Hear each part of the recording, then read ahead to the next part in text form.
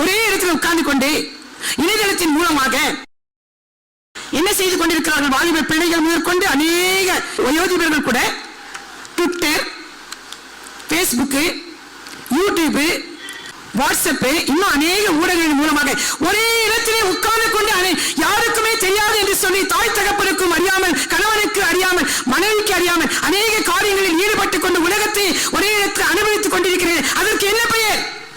தேவனுக்கு கொடுக்க வேண்டிய நேரத்தை செலுத்தாதபடி அநேகர் இந்த நாட்களில் எப்பொழுதுமே போதகமையை சொன்ன பிரகாரம் செல்போன் பிஸியாக இருக்கிறது. Not reachable. இந்த மாதிரி சூழ்நிலை தான் அநேகர் தங்களுடைய வாழ்க்கையை அவர்கள் கழித்துக் கொண்டிருக்கிறார்கள். தேவ சமூகத்தை அனுபவிக்க முடியல, தேவ சமூகத்தில் ஜெபிக்க முடியல. 10 நிமிஷத்துக்கு மேல எங்களால் ஜெபிக்க முடியல. எப்படிமா நீங்க நாள் முழுக்க ஜெபிக்கிறீங்களே, தேவ சமூகத்தில் வீழ்ந்து கிடக்கிறீங்களே, வெளியே அனுபவத்துக்காக போகிறேன் என்று சொல்கிறீங்களே, ஊழியத்துக்கு வரும்போது எப்படி உங்களால் அப்படி செய்ய முடிகிறது என்று எங்களை கேட்கும் பொழுது, பிரியமானவர்களை, முடியும். தேவனோடு கூட உங்களால அநேக மணி நேரம் ஜெபிக்க முடியும்.